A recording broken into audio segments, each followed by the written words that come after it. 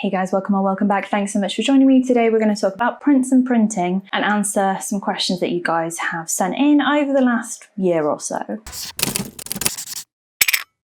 So yeah, like I've just said, basically today we're going to go through some printing things for when you're first sending your artwork to print, when you're printing client orders, and when you're actually deciding and finding what products you want to sell as a photographer. So that's kind of what we're going to cover today. If you haven't already, please do make sure that you press the subscribe button and hit the bell icon.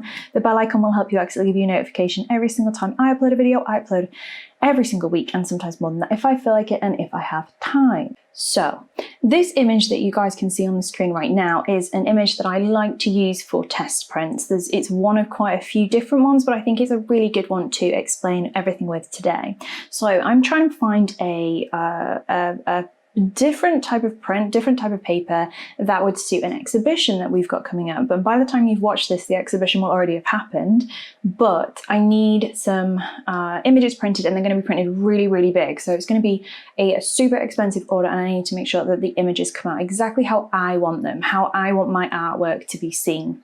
So with that in mind, I want to run through today what happens when you first send an image to print, because nearly everybody who sends their images to print says when they get that first piece back, it's not like it looked on my computer. I have my computer calibrated. Why does it look different? And it's kind of a bit confusing, but essentially calibrating your screen, your monitor, is absolutely vital, in my personal opinion, to getting good prints. So if you haven't done that, you don't know what that is, I will add a link to a video above which talks all about calibration. If you already know calibration, you've already got your computer calibrated, it might be that you think that that's it. Then one of the most important things when you're calibrating your screen for printing is the brightness. Now, I'm obviously working on I think it's 2019 5K iMac. And if you look at the brightness, I'm like at about half brightness here, which is my calibrated brightness level. That is right for my print house and my printing, and that is actually also what my calibrator says to have my brightness set to. With our kind of brightness setup, what I would always recommend doing before you have an order with a client, before you decide on your print type, before you decide on your papers, go ahead and send a file to a print house. Now, send the file finished, so you're not going to touch this at all. So this exact file, no changes happen after this, went to the print house, and the print house in this instance was Loxley Colour here in the UK. And Loxley printed the image on 5 different papers. And those 5 papers were either things that I'm including in there as a guide, so a luster paper. I know how my images are going to look on a luster paper, but the other papers are obviously very different. So what I wanted to do was look at those prints, and this is what I would recommend everybody does. Send your test images out, get the same image printed on multiple different papers, and then get those papers back. And when you've got them back, especially with my pieces that are printed on fine art, you're probably going to want to have some art gloves, because white cotton gloves are just kind of essential when you're dealing with fine art papers. So I'm going to put my art gloves on, and now this is probably a really good time to introduce you guys to the Screen Bar Plus from BenQ.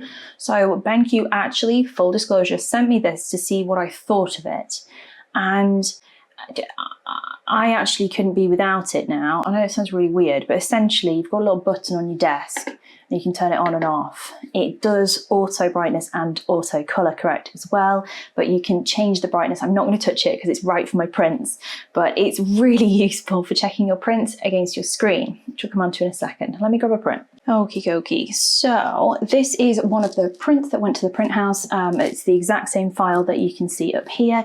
And what I'm going to do is I'm just going to rest it underneath my screen on a hard drive. Now that is being lit almost perfectly by the screen bar, which is what I think it's incredible for, because it almost perfectly lights it for you. And then what you want to do when you've got your test prints back is really assess which one looks closest to what's on the screen in front of you in terms of your calibrated monitor. So you guys can see that we've got super deep shadows over on the sides of this image, but we do have the detail coming through here. I love a matte effect from a fine art paper, and in this print you can see the detail up this side. It's all here. You can see it. So actually this is a really nice print. The paper, if you're wondering, on this one is the Fuji Photo Rag from Loxley Colour, and it's absolutely fine. You can see, you probably hopefully will be able to see using this camera, the marks on the front. That's because if you don't wear gloves, fine art prints mark super easily, so be careful. So that was one. The shadows are a little bit dark for my liking, but I think it's a really good representation of what we've got on the screen here. The colours are looking great. I know that there'll be a colour variation up there, but in person, they look accurate. Now look what happens when we get a different one. Okay, so these two side by side should be useful to look at. Just move my water bottle there. So we've now got on the desk different prints happening. So we've got the photo rag, which is fine art, and then we also have a fine art German etch. The German etch, we can see when we're comparing the shadow sections that the German etch has a lot more shadow detail to it, and it's lifted the blacks more than the photo rag. The photo rag has slightly more accurate colour representation. It's more magenta, and that colour is more accurate to what we're seeing on the screen. However, I prefer the look of this one. Let me go ahead and show you what the difference is in terms of photographic prints versus fine art. So these two are both fine art prints, but so here we have a luster print. So this is the luster print, if you can see that. It looks fine, right? But then you put it down next to another image that's got better colour reproduction, and suddenly things are looking a bit strange. It's green in comparison. The colours have all shifted green, they've all shifted warmer, and the look and feel is just not something that I personally enjoy. So I don't have my work printed on luster because I don't think it looks as good.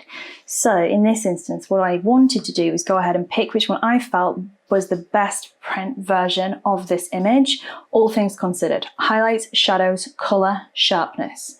Very, very important that you look at all three things along a different set of images.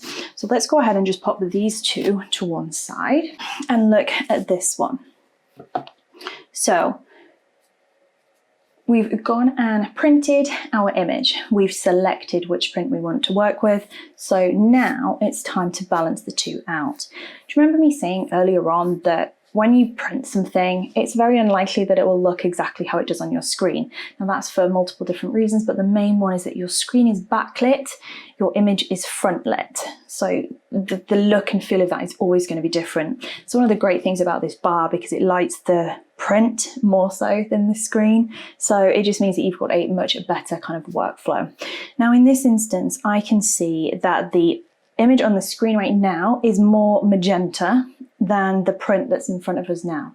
So what I want to do is work out how much that shift is, and what I'm trying to do is work out what steps it would take to get to what I've got here compared to this, and then I'm going to reverse them and make that into a print action. So this is really important if you wanted to print your work really consistently and get exactly what you want coming out.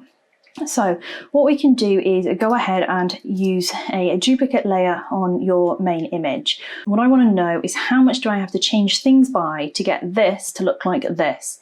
So I'm going to go ahead and open up probably a color balance adjustment layer at the moment. You could use curves, you could use camera raw filter, you can use whatever you want, I don't mind. And what I'm wanting to do is just kind of balance out the green, the magenta, to just bring those two together a little bit more. So I'm just going to prop that up a little bit. And what I'm wanting to do is basically use the colours I can see in this and get them to match. So I'm going to need more green. I mean, to be fair, that was it really. Those two are pretty much a perfect match now. So that's +5 on the green, do you see? So I'm going to just keep a mental note of that in my head. I can always go back to it and have a look.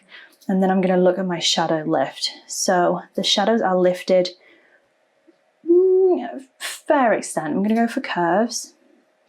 I'm going to just lift my shadows up a little bit. Actually, that's pretty much what I can see in front of me. Okay, so we're going 2 down on the highlights and 3 up on the blacks. I'm looking at my input and output. You see how it's 3 up for the output and 2 down for the output on the whites. So I know that my adjustment that I need to add as an action to make sure that I get exactly what I want to come out in print is to do a -5 shift from green to magenta in the colour balance and do a curves where we're crushing the blacks by 3 and lifting the highlights up by about 2. So what I'm going to do is remember those. If you can't remember them, just write them down. I'm going to delete these, and then what I'm going to do is go ahead and make a new document from this point of the image. So I'm going to go into history. I'm going to go ahead and go down to this icon here. Click that. That gives us another image, which is basically at the exact same point as the previous layer. And then what we're going to go ahead and do is go for window, arrange, and I'm going to tile up vertical. This gives me a really easy way of kind of looking at the images that we've got working with at the moment. And this one's the one that I'm going to make my action on. So I know what my steps are. I can go into actions. I can switch from button mode. I can go ahead and add a new action, which can be print prep, and go ahead and press record. Now with that recording in action, don't do anything else but create your steps. So you need to make sure that you've got your adjustments in to balance out what you've got when you printed. So I'm going to go ahead and go for a color balance. I'm going to do a -5 on that. So I'm going to shift it more magenta because it loses the magenta when it's in print on this particular paper. I'm then going to go ahead and do a curves adjustment layer. And the curves adjustment at this point is to go ahead and bring the blacks down a little bit. I'm not going to do too much, and lift the whites up a little bit, and that will prep us for print. Now when you look at this and you're comparing this to this, it looks ridiculous. The thing is as soon as that's printed, it looks perfect. So the point of all of this and the point of this video, I'm hoping that I've at least kept some of you till this point because it's really important, is to not have a panic when things come back from the printers and look completely different. Instead, work with the differences to create a set of actions that correct it for your images. It's up to you which finish you like. You might prefer one of the ones that I don't like from today, but as long as you're happy with it and your clients are, that's all that counts. I hope this video has been helpful for you. If it has, please do let me know, and I'll see you all again really, really soon.